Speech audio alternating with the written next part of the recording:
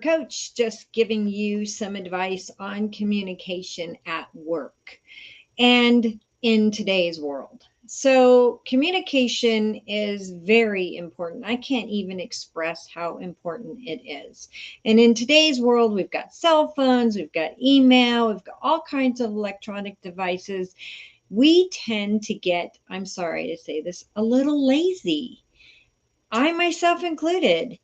You get into the texting, and before you know it, you're having these long, involved conversations. They can be construed wrong, they can be taken wrong, especially if it's a sensitive subject. And to be honest, it's a little tiring on the thumbs. Just saying. But more importantly, at work and in your career, it's really important to have good, concise communication. And the biggest part of communication is using your ears. We have two of them. We need to use them. We need to listen. I cannot tell you how many times I will be talking to somebody, they'll be going, yeah, yeah, yeah, yeah, yeah, I got it, got it, got it. And they do it completely wrong. They didn't understand anything I said. They were so focused on what they were doing, they didn't look. They didn't look, they didn't listen, they didn't hear me, all of the above. So many times I have to, especially like with my husband, I have to go up and say, hey, listen, look at me and listen, because he's really busy doing a lot of different things. I've done the same things with my bosses or people I work with. I knock on the door or I catch them in the hall and I'll ask, when do you have time to have this conversation? I really do need to talk to you about something, especially if it's a sensitive subject or if it's really important to the business objectives and strategy. You want to make sure you understand what it is that you're being asked to do, or that they understand what you are asking. You want to be sure that the words are coming out correctly and that they hear them correctly. Many times in a sensitive situation, you'll be doing it over text or email, and they can construe it as though you're mad or upset when really you're not. You're just being to the point. So, having an actual conversation with somebody is really important. I think texting's great if you're running late to a meeting or you need to have a quick answer to something. Or, for example, my son's in another state going to school, and sometimes I need to text him and ask him, hey, did you get that Amazon order? Things like that are okay in the text. But if I'm going to have a conversation with, for example, my boss, somebody I work with, my son, my husband, a girlfriend, that is really in depth, I'll pick up the phone. And there's many times where I'm texting my sister-in-law and I'll just, be texting and like, oh, screw this. I'll just pick up the phone and see the phone. I do this. A lot of people do this. I'll have the conversation with them just to make sure that they've heard what I've said and I'm hearing what they're saying. The other thing that's really important in communication is slow down.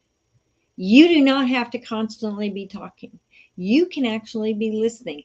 That was one of the hardest things for me to learn in my career, was to listen. And I actually had somebody early on in my career come up to me and tell me, you're not listening. You're so busy going, going, going, going, going that you're not listening to what I'm saying. That was an eye opener. I thought I was a great listener. Truth be told, I had so much going on in my mind and things were just rolling so fast that I wasn't listening, because as I'm talking to them, I'm thinking about all these other things I have to do. So, key, take a notepad, write down all the things you have to do so you don't forget them. Two, when somebody's talking to you, listen. And if you're having a hard time listening, because there's some of us out there that have hard times listening, take a pad of paper and a pen and write it down. Write down the words that they're saying.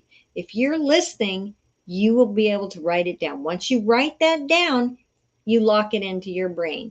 It's a weird concept, but it's true. When we write things down, we lock them in. So write it down. And most importantly, if you aren't sure and don't understand, when you're talking to somebody in person, you can ask them, okay, is this what it is I'm supposed to do? And if I do it this way, and here's my concerns or my priorities, I've got a lot on my plate right now. If I put that into my plate, how is that going to work? Can you help me figure out my priorities? Those are times to have those conversations. When you're just texting and emailing your boss or other people you work with, or your partners or husbands, wives, family members, friends, they have no idea what it is you're doing. Okay, yes, there are psychics out there, but is there ESP? Not really. Not at the moment. They cannot read your mind. They don't have any idea of all the stuff on your plate. And one of the other things I had to learn early in my career and life is that other people don't know what I'm going through. They really have no idea where I'm at, what I'm doing, how I'm feeling, how much I have on my plate. You need to have those conversations with people. You can't just assume. Assumptions don't get you anywhere. So communication is really important. Put your phone down, go have a conversation. Stop emailing, go have a conversation.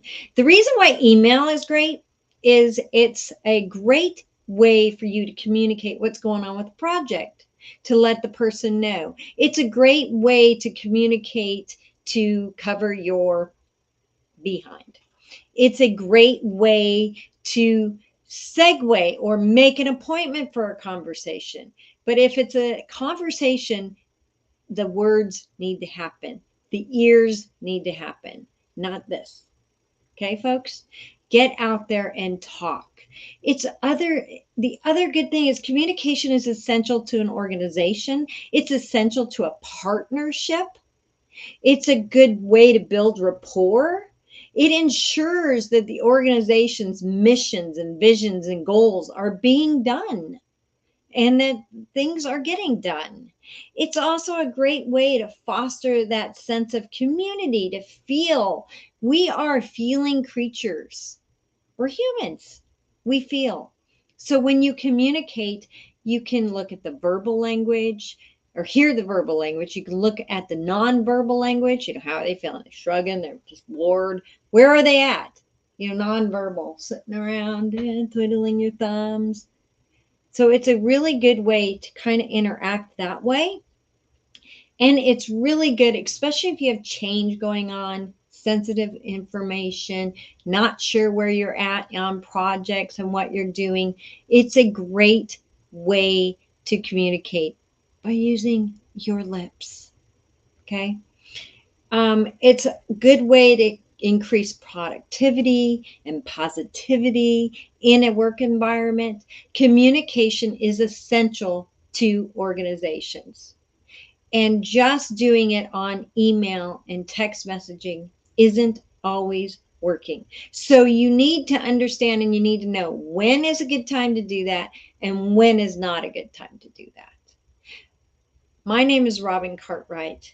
I'm a career empowerment coach. If you're looking for a little bit of help, come on over. I'd love to help you. I have a new program called ExecX, which is communication, leadership, management. It's executive coaching for the non-exec. So be happy to work with you. Have a great day, wonderful holiday season, and I will chat with you later.